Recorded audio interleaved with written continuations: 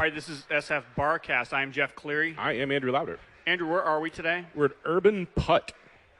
UrbanPutt. It's a brand new like spanking new as of Cinco de Mayo. Brand new destination in the Mission, and I feel like we've been doing a lot of bars recently that have been there forever, like El Rio. Exactly. So we gotta try and keep our finger on the pulse of this ever-changing city. So yeah, we did was it Mad Dog in the Fog? That's been there ever since I've been to San Francisco. Right. So this is a brand new place, and it is called UrbanPutt because it has indoor mini golf. Mini golf. Right. I was going to call it like putt-putt. What the hell's that? Well, I remember so shortly after, because we did another bar called Mission Bowling Club. Yes. And that's the same sort of deal where they took like kind of a suburban white trash thing and sort of tried to like steampunk it up and and do all that stuff to it. Although in Mission Bowling Club's defense, it's a fine bowling alley. I like Mission Bowling Club. Yeah, it seems like an okay place. And then but I remember hearing about this being in development like a year ago. Well, and thinking and it was sort of like, oh, well, they did a bowling alley. Now they're going to do mini golf. There was this rumor that it was the same people that opened Mission Bowling, and it's not the same people.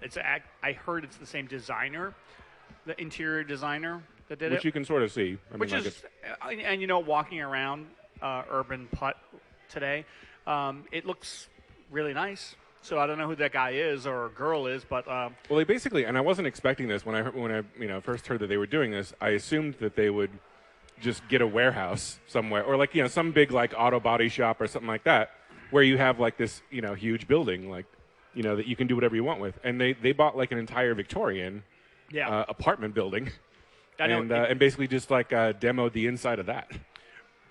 In mini golf or a bowling alley, two of those things that you would think in San Francisco, you would never be able to do this unless you had an enormous amount of money. Right. Because there's just so much space being taken up. But they seem to have done it pretty economically here. They have a bar downstairs right next to where you start doing mini golf. Right. And then if you walk upstairs, there's a whole restaurant up there. So it's you kind of you come for the mini golf and you stay for the IPAs. The expensive food. And the expensive, and I'm positive, I know over at Mission Bowling, the chef there is top notch. Yeah. I'm sure whoever the chef is here is supposed to be really good. Yeah, I did a little bit of research on their website and I know, look at me, reading like a big boy. But and they were talking about the chef, and I guess he used to be a chef around here for a while. Worked at a couple places here. Went to Northampton, Massachusetts, home of a friend of the show, John Freitas, or nearby home, I guess. That's true. And friend of the show, Kevin Montgomery, is from that neck of the woods as well. Oh, is he now? Oh, yep. Okay. Well, good for him. And so anyway, this chef went there and started his own restaurant about 12 years ago, whatever, and now he's back here. And he said, Northampton's not big enough for a chef like me. he said all these people are dumb yokels that wouldn't know good food if it hit them in the ass. He's like, well, I've met Jay Mascis, so now I'm done with Western Mass. But so I guess he's got some pedigree, and the owner or chief greenskeeper, as he likes to call himself on the website, he strangely enough sort of comes from a magazine publishing background, like PC World and CNET and stuff like that. So I know those guys used to get paid a lot of money, but wow, can't imagine they do anymore. But then so one of the telling things that sort of gives you a glimpse into maybe he's coming from a little more money than we think or something, because they mentioned that him and his wife began hosting highly successful miniature golf benefits in their house in 1993. Benefits? Does that mean everybody's drunk, let's go back to my place and play mini golf? I think so, yeah. Well, and just the idea of a home where you're well, what are we going to do with this area? I guess turn it into mini golf and entertain. That sounds totally surreal and absurd to me. Right. But I have been in cities where people are hey, let's go back to my place after the bars closed and let's play bocce. And I was that sounds like a perfectly reasonable hallway bocce request. or something? No, I mean, like, this was in, like, New Orleans. Okay. So, like, people had, like, a backyard. They just, like, turned their car lights on. And, like, now we're playing bocce while we're drunk. Well, that's the thing is, like, and maybe this is, my perception is warped by living here, but because I'm sure if we were in North Carolina and somebody said, let's go back to my house and play mini golf, like, they probably like, this is a sex thing. Well, either that or, like, yeah, we're going to go into some hillbilly's backyard where he's got a couple, like, coffee cups turned on his side. But, like, this is probably, like, somebody's, like, massive mansion, like, with all of his, like, publishing buddies coming over. But, far be it from me to completely make up a backstory about a guy based on, like, one little line in his bio. If I had to, like, start making up a backstory, I would have to think that he was probably the publisher of the magazine, and then, like, having people come over and nobody wanted to go back and play mini golf, but because he was the boss. Right. Like, all right, it's 4 a.m. and I'm totally wired, but I need to go and play mini golf with my boss. I'm sure that's not the case. Right. There's not a bunch of employees wandering around going, God, this is great. Thanks, boss. You really killed it this year again. Like, if you're a Japanese businessman and you're in Tokyo, like, whether you like it or not, and you want to like rise up in the company, right? Like, you go and you sing karaoke, and you go to that strip club in Tokyo, right, exactly. And like, because like otherwise people will think you're weird. Yeah, otherwise you'll wind up being one of those like crazy like loner people that like never leave their apartment in Tokyo. So maybe that's just like San Francisco's version of it, or it's like, hey, do you want to get ahead in this world? So come play mini golf with me. You're saying that the guy that had enough money to buy and blow up an entire Victorian building was actually just living in a studio apartment with a crazy miniature golf course in the middle of it. Could be. You never know. I'm going to say that he's a war criminal and that he's on the run from, like, I don't know, right-thinking Americans. But that's just my made-up story about him. Do you think, like, okay, so we have the bowling thing, and now we have the mini golf thing. Mm-hmm. What do you think will be next? Do you think it's going to be indoor bocce for, like, late-night how about drunken excursions, or maybe like a shooting range? I was going to say like ironic shooting range, archery, like Ted Nugent's house of like like you have like hologram like deer and stuff like that, but you have real guns. It used to be in the Mission where like hanging out with somebody and they're closing up and it's a Friday night and someone goes, "Hey, do you want to go do some blow?" Right. And people are like, "Oh yeah, like we'll totally do that." But like pretty soon it's going to be like, "Hey, you want to go, like, shoot off some cannons?" You're like, okay, fine. We'll go play some cornhole. Oh, hey, let's take a break. All right. Because we're going to take a quick break here, and this is SFBarkast, and we are at UrbanPutt, and we'll be back. And now.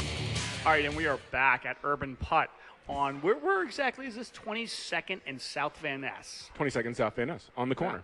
Sorry, that was probably our shortest, like, first segment ever. Do you have a panic that we forgot to return the recorder on or bring it? Or? Because I looked over at the recorder and realized that we were down to our last bar as far as, like, the batteries. Right. And I panicked. We could have been talking about, like, relieving third world debt and be like, oh, we're going to take a break. Well, which wouldn't be that big of an issue if I'm going to blow our sponsorship with Zoom recorders, but they put a great feature on their recorders where if you lose battery life, it just erases everything. Right, exactly. It's just like, very helpful. I mean, that's the first thing I think of when the battery dies is, God, I sure hope it wasn't recording any of that. From their engineers' minds, they're probably like, look, if somebody lets the battery die on their recording, they probably didn't want it to begin with, so therefore... And they don't deserve a fine piece of equipment like this to begin with if they let their battery die. Okay, so UrbanPutt. Yes. I want to, like, say something about... And I know the neighborhood and the city of San Francisco is changing. Right. But, like, I stopped by here yesterday, and maybe just because I have a deranged sense of, like, the way things should be. Okay. I showed up yesterday, and, like, even now... It's kind of family-friendly. Yeah, surprisingly. Yeah. I mean, like, it's not when I heard about it, like, being built, like, a year ago, like, you get this image in your head of what it'll be. Yeah. And I'm just thinking, every fucking guy with a handlebar, like, curly Q mustache and suspenders and a striped shirt and fucking, button-up shoes is going to be in there, like, loudly selfieing, themselves standing in front of the Rube Goldberg machine at the fucking UrbanPutt. Right. But it's it's really like if you're. The strange thing is because of the Victorian like house that it's in, like it's sort of separated into rooms almost like a house. Yes. But then some of the rooms are really big and have mini golf in them. Well, I think which this is weird. I think this is mostly like my fault, like my expectations. Right. Where like on Cinco de Mayo last week at West of Picos, they had a big sign saying they're going to have a mechanical bull. And I was like, holy shit, honestly, like, I've never seen a mechanical bull. Like, I've traveled all across the country, and even through the South, and, like, I guess, like, the places that had mechanical bulls, wasn't just like, oh, let's do this. But, like, a mechanical Did you go to the Urban Cowboy Museum or anywhere? So, a mechanical bull on Valencia Street between 16th and 17th, I was like, okay, I want to see this. Right. So I went down there just assuming it would just be a bunch of like people, like guys with ironic mustaches and T-shirts, right, like getting thrown off this bull. And I'm like, that's what I really wanted to see. And I went down there, and it was like super family friendly. Like, you know, you walk in, and there's like some little girl, like, you know, right, like, you know, gently riding this like bull, and I'm just like, well, this isn't any fun. Like, I want to see people having injuries, you know. But I do think like, if you're going to ride the mechanical bull, you should get extra points if you don't have health insurance. Well, and it's crazy, like, to be that deep in the mission, and like it used to be, if you saw like parents with a child in the mission, you'd be like, that's so sad that they're so poor that they can't afford like to bring their child somewhere where their child isn't constantly in danger of being shot. Like, so to see like willing parents like in the mission at at essentially a bar or a bar and restaurant or whatever, like it's odd. It's like off-putting in a way. Like it's. I mean, maybe we're coming to these things a little too early because we are at UrbanPutt like right when they opened up. Right. Well, what better time to trash it when they had no time to defend themselves? No, and we haven't even trashed like it yet. when they opened up during the day, like like 4:30. So. Oh, I see. But seriously, like, yeah, it's weird. Like I feel like the neighborhood is changing where it's like when people had kids in San Francisco, they all like as soon as the kids got like close to going to school, everybody moved out. Yeah. And now you see many more kids on Valencia Street and all over San Francisco now. Right. So, and it's weird because I feel like when I've gone to like Portland, I have a couple of friends in Portland who have kids, and they're very cognizant of places that are kid friendly. Right. And not to say like you can't bring your kids to any of these places, but like just like because I've lived in the Mission for so long, I'm so used to like being like, oh yeah, that. Whatever that idea you have is, whether it be like bowling or mini golf, it's just going to be drunk people like doing it. It's just going to be like 50 versions of mate. Right, exactly. And then like, and how could anybody tolerate that? And then you show up and there's like these like happy families, angelic little kids having a good time at like mini golf, and I'm like, this isn't what I signed up for. This is off-putting. like somebody smear some dirt on that kid and push him out in the street. I mean, it says more about me than it says about like people will probably like if I complained about it, people will be like, "Hey, sir, it's mini golf. It's for kids." He said, "Yeah, you're right." No. I'm in 2 pinball leagues and 1 video game league. Well, sir, my problem is that all of the people that are here with children have complained to me about you, and so I'm going to have to ask you to leave. But I guess it is good for like parents because I know that like, in a city like San Francisco, there's like a very like the child population is very small. But I mean, that's sort of on purpose, isn't it? To some degree, like I mean, on the parents' purpose, yeah. Well, no, it's not like the city's like no fucking kids. Well, no, but to a certain extent, I mean, like the at least for there's parts of town that before they gentrify, like part of the appeal is if you want to be a young person and live there or something like that. Part of the appeal is that your parents and like babies won't be hanging out with you everywhere you go. Yeah, especially the Mission. Like I felt like that the entire urban planning of it is for like 24-year-olds. Right.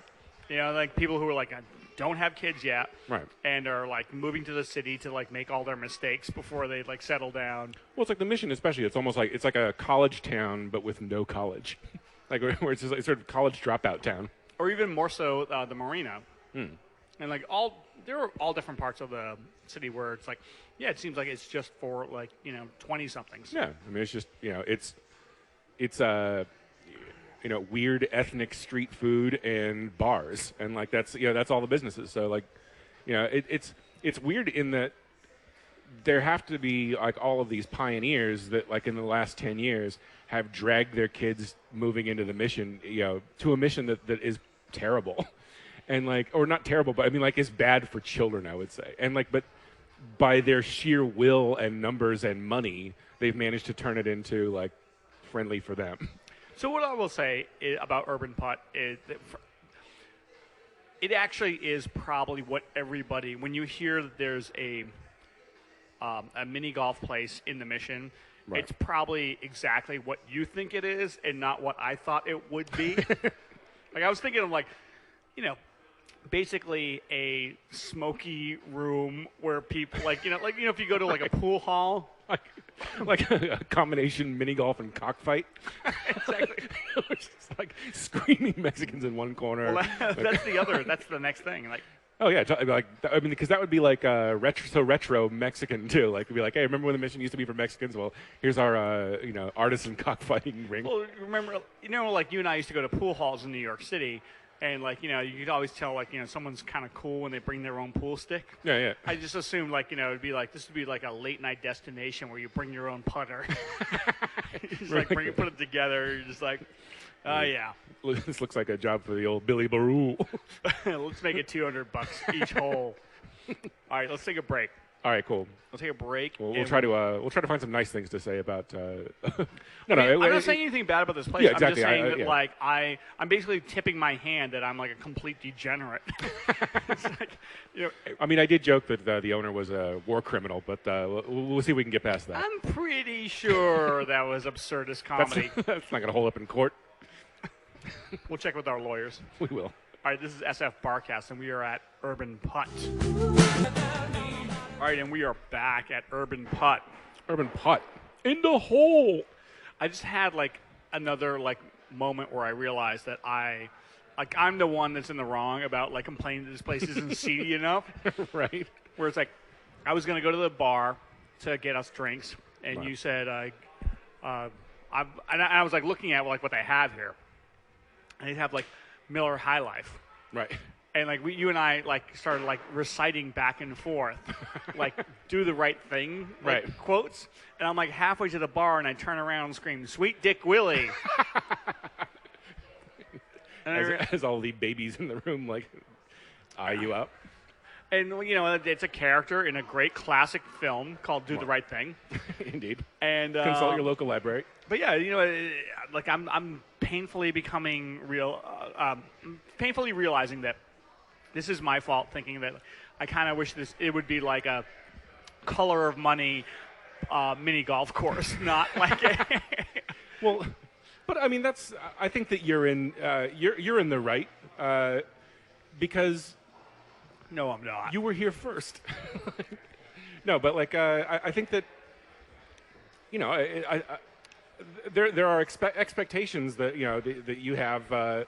for this neighborhood that aren't necessarily bad or unreasonable. But the thing, everything's changed in this neighborhood. Yes, when I first moved here, people were telling me, "Oh yes, you're going to get your head shot off," because it was a edgy, very dangerous place to move to. Right. And now in my neighborhood, I live off of 16th Street, and just today on Kevin Montgomery's blog, right, he's posting how there are 8 places in a 1-block radius on 16th between Valencia and Guerrero that are all being developed over. Right, that are completely... And they're becoming like we've talked about before about how we have how in the Mission they take something that's cheap and they make it expensive. Right. There's going to be an artisanal sort of dumpling store on 16th and Guerrero. Right. Well, that's sort of the This is how everything changes. Well, but it's sort of the tragedy that comes with money, is that now everything's fluid and everything. And you can you can open a business as a 5-year investment or something like that, and then if you own the building or something like that, they'll probably yank it out from under you anyway. But I just think it's crazy that that they would, or that that happens when when money flows in like that. There's no more sense of I guess like what am I talking about? Like there's no like solidification to it. There's no like you don't have the idea that like the 500 Club will always be there, or that Yes. like you sort of have this idea that the 500 Club is going to be there until the owner dies, and then they'll like pull it out from under his son or something. Or you're like, hey, you know what? The Uptown's going to be there until the owner dies, and yeah, and then then the owner dies. But like and businesses and like developers and everything like that are trying to get their hands on it no matter what. So like But they're I not feel even like- waiting for people to die in a feel lot of cases. But like I've seen this happen before as far as the .com boom. yeah, And then that retracted really fast after the .com bust. right. And I just kind of feel like it's not going to go away this time. And Well, that's the initially, thing is once like families sort of get entrenched, like with children and everything, like then it's kind of a different story. well, it used to be like people would move out of San Francisco if they had kids because the Right. schools weren't good. And Right. now people like leave San Francisco if they have kids because they just can't afford it. You know? Yeah.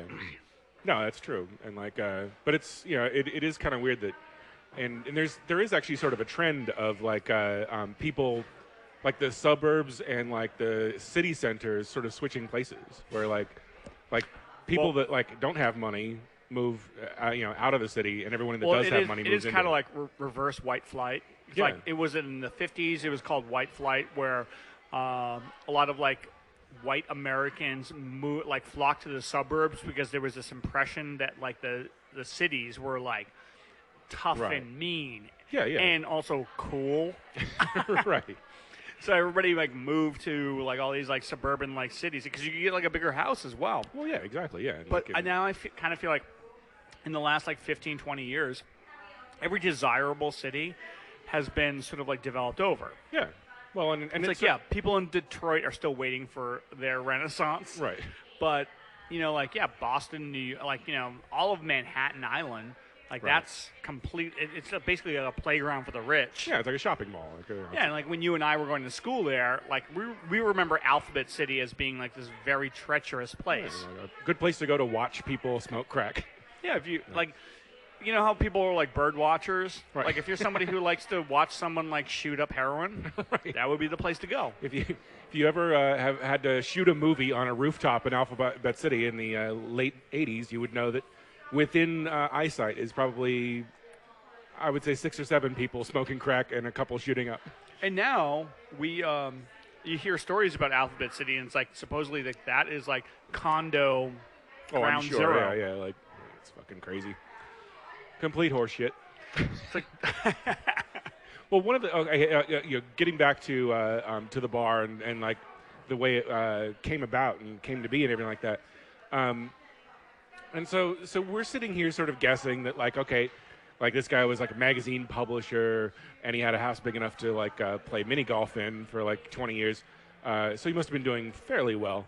But then like I read on like their website that like $50,000, which I mean is a lot to me, but is not going to put a dent in paying for this building. this building is big. Yeah, I mean it's a big fucking Victorian building in the middle of the Mission. It's a fortune, and so 50,000 of this came from Kickstarter money, which to me is just sort of like almost like an insult. It's like like hey, can you go ahead and like tip the guy? I'm not going to give you any money, but go ahead and like it's like you stand to gain nothing from this, but why don't you go ahead and like It's put in weird. the extra $50K? It's weird because when Kickstarter first came down the pike, I was just like, oh, okay.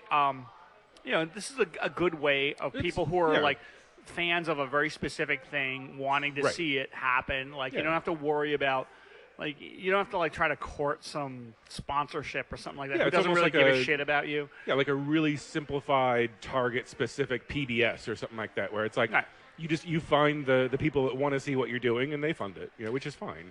So, but I feel like recently it's sort of grown into something to make fun of people about because like it's this people who are ATM like for stupid people. It's just like where you're like I've got like $1 billion, but like I'll do this thing if you pay for it. Like and I don't know, like it always has left a bad taste in my mouth because like especially when entertainers use it, like Yeah. and like Zach Braff is like the big example or whatever. But like even on a small scale, like like if and like I don't want to like shit on like Graham Elwood and like his podcast documentary too much, but that was all Kickstarter funded, and I just think it's like if there's a market for what you're doing, or if the reason that you want to do it is because you think it's a story that needs to be told, then that's on you.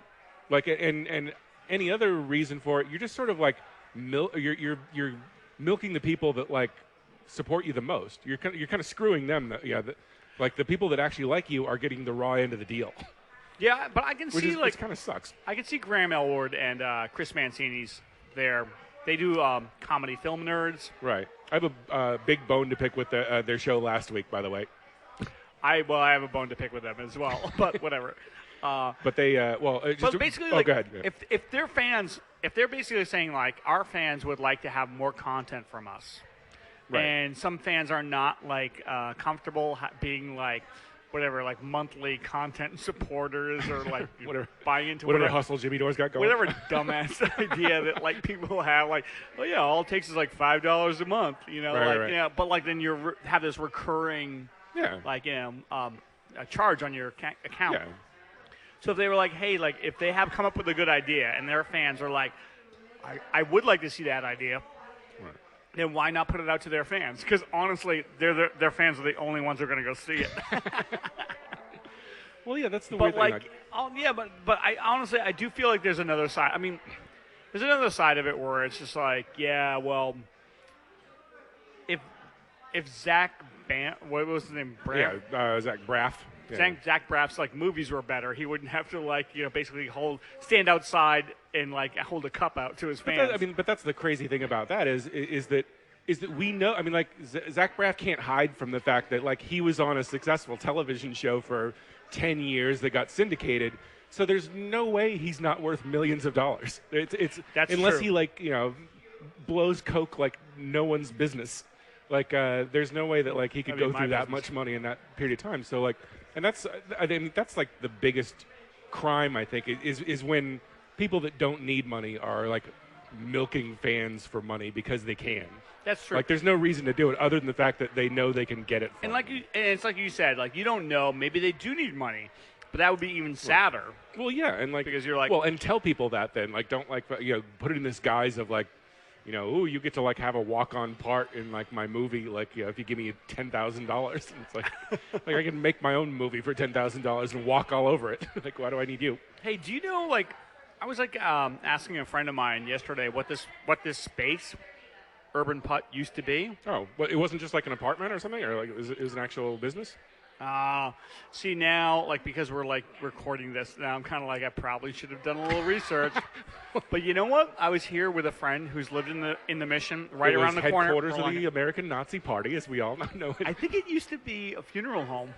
Oh no, they admit to that on the website actually. There we go. Bam. I think it was a funeral home, and then it was like an empty building for like 20 years or something like that. So I think like. Isn't there like a chance that there's going to be like a poltergeist thing going on here? Well, it's got to only add to the allure of this place, right? Like haunted mini golf, like even better. Ooh, that would be nice. And then when you walk around here with real artisan ghosts, it's ghost. Some ghost is like, hey, you should donate to my Kickstarter. It's like, is that ghost wearing Google Glass? It's like, why is he rattling his chain wallet? That ghost just told me that his like stock is almost completely vested. What's going on here? There was one part of the website too that I wanted to mention because like it was just such a cheesy part, a piece of writing talking about the whole design concept because like the whole design concept of the place, and it's like of course the designer like has all of these like huge embellishments for like what this place means and like how important it is for a mini golf standpoint. But like so the last part of it is like so artisans we have transformed the space to reflect a design concept that is part Jules Verne, part Rube Goldberg, and all imagination. Like that would be that as soon as I heard that, I would be like, you're fired. Get out. I would say, I mean, like, I don't know that much about mini golf, but I would say that this is a very good candidate for the next U.S. Mini Golf Open.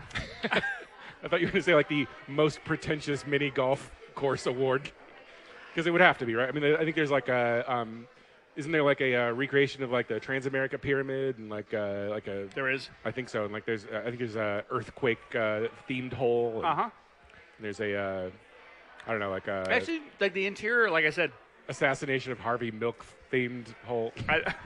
that would be a better, like if you want to make it like really like, locally relevant, where it's like Zodiac Killer. So the Zodiac Killer, or it's like now you have to like, sort of like putt around the guy from the Delirium who sells you what you think is cocaine when it's really like just some sort of powder.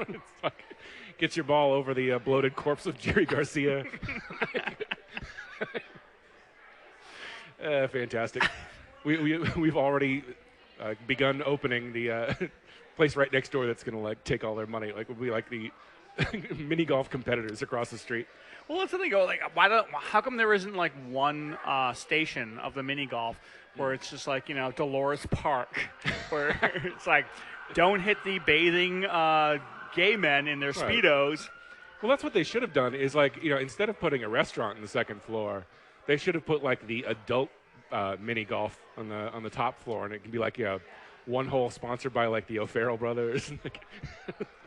Like the whole thing's just great tragedies in San Francisco history. Would have been better for me because like basically I feel like my entire first I think this place is great, right? Yeah. I actually do. Like looking around, like although they do say there's a big sign that says you're not allowed to take alcoholic beverages on the mini golf course. Really? So now I'm kind of, what they said. I am walking back from my support. But in parentheses, it says we're working on it. Oh, I see. So they're waiting for the city to. Right. Well, I noticed at least on their menu or anything like that, I think they have like shoju cocktails or like this. They don't have a full liquor license. So like I think they, Oh right. Or you can see the bar from here, so maybe. But yeah, I think that they don't have a full, like it's just beer and wine, but they have like soju cocktails and all that shit. One other criticism I have of this place is, so on the menu it just says draft beers. Look at our draft board, right? Yeah. Which is like totally fine, but then when you look at the draft board, I'm somebody who's like an IPA drinker. Right. They don't have the alcohol content on the draft board. So, I mean, and not because I want to, like, drink the hardest alcohol IPA, no, why but would you want to do that? You do want to know what you're drinking. Yeah, it's being a responsible consumer, I think, is what it's called, right? Especially with all these kids, like, running around. I want to know if I'm going to throw up all over some kid. I want to know how much of a lag time I have. Yeah, I do. Yeah, all right. Well, I was just going to basically say that, like, I feel like, yes, I do like this place. Yeah. But I'm also, like, noticing that basically my initial criticism is that it's not smutty enough. Well, let me get back before we take a break. Okay. Let me get back to the beef I had with Chris Mancini and oh yeah, Elwood. Bring it on. Because to be honest, I rarely ever listen to that show. That guy because it's very frustrating. The guy conned me into buying one of his CDs. I like how you put that. Like you just like look, I just want to go home. He's like, just buy one of my CDs. We were at Bridgetown, and like Chris Mancini is one of the co-hosts of Comedy Film Nerds. Correct. Nerds or geeks? Nerds with Graham Elwood, comedian. Yeah. So we were at the Bridgetown Comedy Festival, and I just decided, there's Chris Mancini standing over here, right? And I was like, I'll just go say hi because I did like his show that night. So I went over, I was like, hey man, I just want to let you know I like this show, and like I had a couple things to say about like movies. And he just goes, oh yeah, you should, you'd really like this album, this CD. Like you basically, I could have said to him, hey, I think we should investigate 9/11, and he would be like, oh yeah, you should totally listen to this this comedy CD that I have, and you should pay me $10 for it. And instead of I talk all about the Building 7 on end of side 2. Instead of being like, fuck that sounds stupid, I was like, okay, I'll Here's the $10. Oh, you sort of got me over the barrel here, don't you? I basically paid Chris Mancini $10 to leave me alone. Well, I think I gave it to Daryl Duffy later that night. friend of the show. But anyway, so anyway, like comedy film nerds. I think maybe their last episode.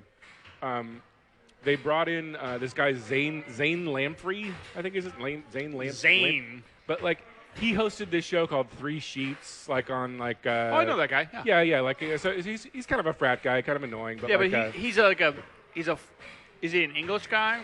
He's like American or something like. Oh. But like. But anyway, so like he came on, and so the topic of the entire show was movies about drinking.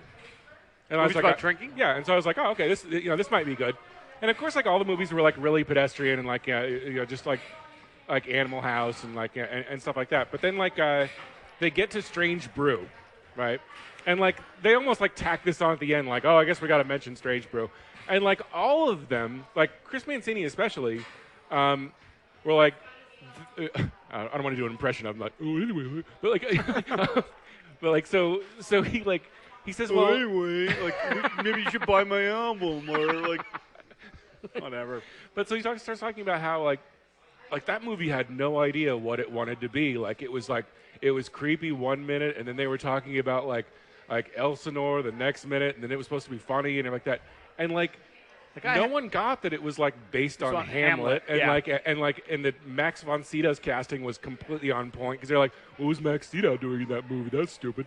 And it's like you completely missed it. Chris Mancini is out of my weight class, but I will fight him for saying that. Fuck that guy. I was being nice about like him being like this guy like basically trying to like shake me down for $10 for his like stupid like CD, which I gave away.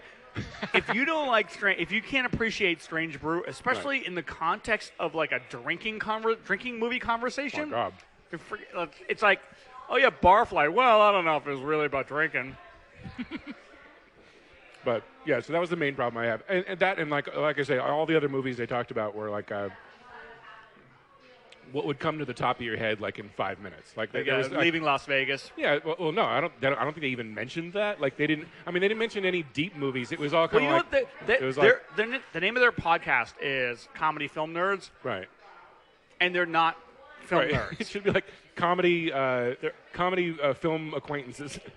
No, they're not film nerds. When I think of film nerds, I think of people who are like, oh yeah, remember that Kurosawa film from, or like some obscure like film reference. But like, all these guys are like, do you think the new Iron Man's going to be as good as the last one? It's like, fuck you guys. Like you're basically a comic book nerd. Right.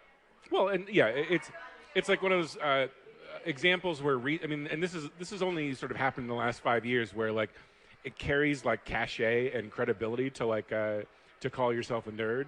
So everybody does it. Like even supermodels are like, "Oh, I'm such a nerd." It's like, "Fuck you! You're not." It's like you're not a nerd about anything. You're a nerd about like being pretty. Like it's like that's not being a nerd. That's just that's in. And I think I've talked about Chris Hardwick and all that bullshit too. But like we'll take everybody on. Like from Elwood, Mancini, Hardwick, Jonah Ray. You're in there too, just because you're associated with Hardwick. Oh really? I feel like Jonah Ray's been nice, but whatever. Yeah. I mean, like, we'll save Jonah Ray till the end. Like, he'll be like that guy in Commando, where it's like, I promise to kill you last, Jonah Ray. That's right. I lied. You said, I lied. Whatever. All right, you want to take a break? Yeah, let's take a break. All right, let's take a break. Let's gather our thought. And let's calm down before we start hurting other podcasters. I will fight those guys.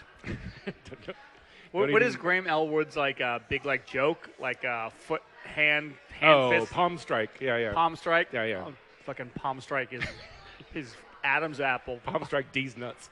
All right, this is SFBarkast. We will be back at UrbanPutt. Beauty, eh? Yeah. It's a beauty way to go. All right, and we are back at UrbanPutt. Back and we tried some of the UrbanPutt's. What is it called? Like chicken and waffle skewers. Oh, I was gonna say like they had some fancy name for their appetizers, like I don't know, green fried chicken and waffle skewers. That's very fancy names. I guess bar dishes. That's their fancy name. But how did you feel about the fried chicken and waffle skewers? It was all right. Yeah. And when I say all right, I mean like not that good. Yeah, we had the sort of barbecued nuts earlier, and those were good. actually not bad. Yeah. So I mean, we're hitting 500. if We had two things on the menu, and one of them was good. if you have a choice between the fried chicken and waffle skewers and the other thing, I would go with D's. Who's D's? D's nuts. D's nuts. Always a great joke. So what is your final analysis, Phil Giuano, of this place? Wow. Wait, did you find any negative Yelp reviews yet? Oh no! You know what? Like it's this place is way too new. There's only 10 reviews on Yelp, and like they're all pretty much like, wow, all right, like this, yeah. Like, and so it's still in the surprising Asian girl stage of Yelp reviews. Yeah, I feel like you can't really judge like Yelp reviews until you've had more than people who work there. Right. So there's like 10 Yelp reviews, and there's like 20 people that work here. Right. So therefore, you have to wait until there's at least like 50 Yelp reviews. Well, you have to wait until the place has made a few enemies of people that that they shouldn't have. Where it's like they're going to go home and spend like 4 hours tearing them apart on Yelp. Well, that's going to be our new segment, is like finding like 1-star Yelp reviews of places that we like, and then we respond to that. Excellent. But so overall, I would say it's tough. Like I like the place as a concept. I'm not sure if it's for me in reality. So, and you know what? Like I feel like that is my problem. Is I thought that it would be for me, but it's not for me. Yeah, it's not. I mean, I'm if for the delirium. right. Like if for whatever reason I had people coming to stay with us that had children and really wanted to do something specifically in the mission. Oh, this would be like, fantastic. I would be like, I guess we could go to the golf If you place. had someone come from out of town and you wanted to like show them around in a very like nice, like very, very fantastic atmosphere, this would be great. But if you're looking for like a singer in a smoky room, right, the smell of wine, cheap perfume, probably not the place. Exactly. Thank you, Steve Perry. But I would say, I mean, like overall, I think it succeeds at what it's trying to do. Apart from like the bar snacks were a little subpar, especially after I talked up the chef as being from Northampton, Massachusetts. Ooh, maybe this will like fly in Western Mass. 413 represent. Right, Florence, Mass. All right. Well, what do you think? I think it's great. Like, I will fully admit that any of my reservations or anything that I dislike about the place is not really about the place. It's about me. Like, I thought it was going to be like totally not what I thought it was going to be completely different. But right. like it is great. What it is it does a really great job of being what it is. Yeah, and like like you say, it's hard to. You can't exactly hold up your fist and say, like, God damn it, you promised me a mini golf place, and all this place is a place to play mini golf. It's like, well, yes, it is. And I'm sure that the menu and the restaurant upstairs is, like, a whole lot better. If you want to, like, come here and... Well, if you're... Okay, let's say you are a official mission-living snobby asshole. Which theoretically speaking. You're definitely going to like this place and bringing your children here more than you would like a Dave & Buster's in like San Jose or something. Oh, absolutely, totally. Like, and you'll get to feel like, oh, this is all reclaimed wood and like, like. And once again, I have to like state that like even though I've been in the mission for like 20 years now, right. like, and I kind of feel like, oh, I need to keep the mission not weird like right. they do in Austin or in Portland. Right. Although, by the way, that was one of my favorite jokes from Portlandia recently, where like Kyle MacLachlan, who plays the mayor, said like, "Hey, you know what? When I took this office, I took an oath," and they're like, "We know." He's like, "I took an oath to keep Portland weird." And because I've like lived in the mission for a long time, I kind of feel like I have this idea that like we need to keep the mission seedy. Yeah, this holy charge to keep the mission like disgusting. It's like, yeah, right there, like right where you have your baby carriage. I remember like a guy throwing up. It's like you're like constantly running up to corners and being like, "Is no one going to piss on this? Where's the mission I love? Where are the Cap Street hoes that I miss so much?" Right. This is an entire city street, and not one homeless person is wandering across it about to be hit by a car. What does that smell? Is it espresso like drinks? Like it used to smell like piss here. Put some urine in that coffee. So yes, these times they are becoming quite different. Yeah, it's a bit of a road sign for the gentrification of San Francisco. I mean, like, I feel like we definitely covered that topic, but the reason we got into it is because you can't help like come to a place like this and be like, oh, you know what, like, is this the future? Do I want this to be the future? Do I want to live somewhere else? Like, it raises a lot of questions. If this is the future, then hello, hello, South Carolina, because here I come. No. Sorry, I'm moving to Asheville, North Carolina. But do you have anything to plug? Anything coming up? Any television shows you're watching? Any movies you saw? Not really. I mean, I've been watching Orphan Black, which is how good. is that? It's a good show. Yeah. I'm the first person I've met that watches that. Really? Like, I mean, well, I don't socialize much. I mean, so I should just say that you're the first person I've talked to since that came on the air. The actress in that is like amazing. Wow. It's insane that she hasn't won an award for playing. She plays like 6 roles, 6 or 7 roles at this point. That sounds confusing. Yeah. What about you? You got any plugs? Yeah, I'm enjoying. There's a new, like a comedy on the USA Network called Playing House with Jessica St. Clair and Lennon Parham, who are both like sort of like USB types or who the hell are UCB those people? types. I'm sorry. Okay, yeah. I think she's. You would know, like, I think Jessica St. Clair the moment you saw her, because she's like blonde. She's on that. She plays Andy Daly's wife on that review show. She's like, I think she was on like Sunny in Philadelphia or whatever. She's been in a billion things. But like, it's just a really funny show. And, like, it's really well written, and like, it's, I don't know, I like it. And I guess. I wanted to mention this last week, but June 4th through the 7th at the Punchline, friend of the show Matt Lieb, friend of the show Brendan Lynch, and future friend of the show Rory Scovel will be at the Punchline. So that's a great lineup. Rory Scovel, yes. Yeah. Oh, that actually is a good like murderer's row as far as like comedians. Yeah. Somebody mentioned Roy being like, I think it was another comedian was like saying that they hate Rory Scovel because like his whole voice and personality are so great, like that, like he can like talk about anything, and like his cadence and everything makes it funny. Why would somebody hate that? Well, no, because they were just saying that like that all he has all of that so naturally that like he just has to come up with a couple of fairly funny things to say, and the way he says it and everything like that are all great already. So, it's the same thing with like James Adomian. Adomian, like it is a national.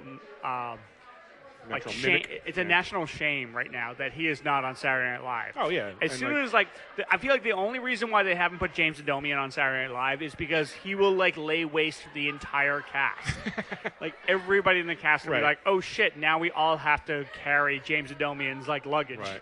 Well, and plus like, I think like, I don't know, Saturday Night Live seems to be going in the toilet even faster than usual these days, but like especially like now it just seems like they're going for like younger audiences, and like it's all just like these like bullshit YouTube clips that like are funny for half a second, and then it's like like really you're gonna like do another like 5 minutes of this like on a sketch like I usually kind of get the gist of like every Saturday Night Live sketch within about 10 seconds. Yeah, exactly. They say that like they announce it in the first like 10 seconds, or it's just like here's the premise, and therefore now you have like another like 6 minutes of like the same joke over and over again. Right. All right. Have we done enough? We've not done enough goddamn complaining. We have done a whole lot of complaining. Now I'm ready to go home and watch the NFL draft. Ugh. What a fucking waste of time. God, I mean, Well, and the terrible thing is that the NBA playoffs started so well and so great, but like the second round so far has been a snooze. It's going to be a snooze too. Yeah. Basically, if you So like sad. if you like basketball Yeah. and you've been watching the NBA playoffs, Yeah. like, the first round is great, and the first 4 days of the second round, you realize, oh, it's going to be the Heat and the Spurs again. Yeah. And So like, all and then we're of- going to be bored to death by that. yeah. So it's like, I hope you enjoyed the first round because like the next thing, ultimately, it's going to be turning into like college basketball is like almost the same thing where it's like the first like 4 days of the tournament are like the greatest thing ever. So much fun. And then it's like the next like 21 days are like, fucking, this isn't over yet. Like, Yeah. It's like I'm already lost my money, so who the fuck cares? Like, It's all true. right. All right. So this is SFBarkast. I'm Jeff Cleary, I am Andrew Louder. and we will see you next time out at the bar. Save the aisle seat for us to drink in. It's in the hole. It's in the hole. I tripped a lot out here.